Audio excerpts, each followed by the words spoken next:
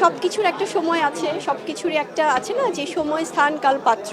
আপনারা যারা আছেন সবাই আমার পরিবার, সবাইকে আমি অনুরোধ করব, সবাই হয়তো এটা আমরা আমাদের দেশেও দেখি, বলিউডেও দেখি, অনেক রকমের নিউজ হয়, অনেক কিছু হয়, কিন্তু সব কিছু আমি যেটা বলছিলাম যে যেহেতু এগুলো খুব পার্সোনাল বিষয়, সো এই বিষয়গুলো নিয়ে আসলে যখন কথা বলবো তখন আমি সবাইকে রেসপেক্ট দিই, সেই সময়টা জানিয়ে কথা বলবো। 5 মাসের অন্তঃসত্ত্বা শবনম বুবলী হঠাৎ করে মিডিয়ার সামনে চলে এসেছেন। শবনম বুবলী তিনি তার দ্বিতীয় বাচ্চার ইস্যুতে মিডিয়ার সামনে সব কিছু এবার খোলসা করলেন।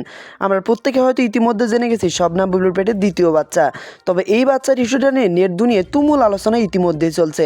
এরই মাঝে শবনম বুবলী এই বাচ্চার বিষয়টা একদম ক্লিয়ারলি জানিয়ে দিলেন। তো চলুন আমরা শবনম বুবলীর মুখ থেকে সেই টপিকগুলো বা সেই কথাগুলো একটু শুনে আসি। যেহেতু এগুলো খুব পার্সোনাল বিষয়, সো এই বিষয়গুলো নিয়ে আসলে যখন কথা বলবো তখন আমি সবাইকে রেসপেক্ট দিই, সেই সময়টা জানিয়ে কথা বলবো। একটি শান্তিপূর্ণ সিচুয়েশন চাই এবং আমরা চাই যে যেন প্রত্যেকের জায়গায় বাংলাদেশকে নিরাপদ রাখে এবং মনে করে। তো সেক্ষেত্রে আমি সুস্থির পাঠাই আশা করি আসবো। ভ্যালেন্টাইন মানেই আমার কাছে মনে হয় আমার এই ভালোবাসা প্রিয় মানুষগুলো সবার ভালোবাসা নিয়ে প্রতিদিন ভ্যালেন্টাইন ডের মতো পালন করতে চাই। আর স্পেশাল প্ল্যান অবশ্যই থাকবে, কিন্তু সব কিছু থাকবে খুব পারিবারিক পরিমাণেই আসলে ভ্যালেন্টাইন প্ল্যানটা থাকবে। তো আমার অডিয়েন্স, আমার ফ্যান্স যারা আছেন সবার ভালোবাসা তো থাকবে। আপু লাস্ট প্রশ্ন, আজকে সংবাদ মাধ্যম জুড়ে শুধু বুবলি বুবলি বুবলি, আবার দেশের বাইরে যাচ্ছেন, নানা বুবলি বলবো সত্য কি জানি না, আপনারা বারবার এটাকে এড়িয়ে যান, সবকিছু মিলিয়ে উঠেছে, আসলে কি বলবেন? আসলে আবার বুবলি বা দেশের বাইরে যাচ্ছেন, নানা সেখানে নাম আসে, সবকিছু মিলে কিছু বলবেন? আসলে আমি একটি কথাই বলতে চাই, ভাইয়া আপুরা যারা আছেন, আমি উইথ ডিউ রেসপেক্ট, সব কিছুর একটা সময় আছে, সব কিছুরই একটা আছে না যে সময়, স্থান, কাল, পাত্র।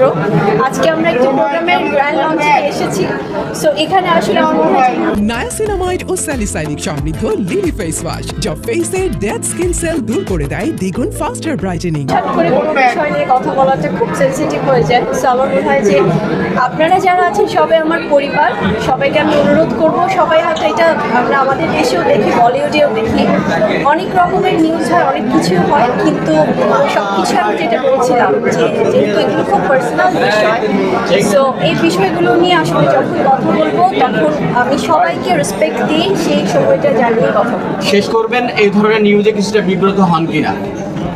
বিব্রত তো অনেক সময় হয়, কিন্তু কিছু করার নেই। আসলে আমাদের সাংবাদিক ভাই বোনেরা ওনারা অনেক কিছু নিয়ে নিউজ করবে, দর্শকদের অনেক কিছু জানার আকাঙ্ক্ষা থাকবে, সো এটা হবেই, হয়ে এসছে আজীবন সবার ক্ষেত্রে, সো এটা নতুন কিছু না। তবে আমি বলবো যে আপনারা একটু সবাই সবার জায়গা থেকে যতটুকু রেসপেক্ট দিয়ে আসলে একজন শিল্পী বা শিল্পীদেরকে প্রেজেন্ট করা যায় সেটাই করবেন, যেটা বরাবরই করে এসছে। So thank you.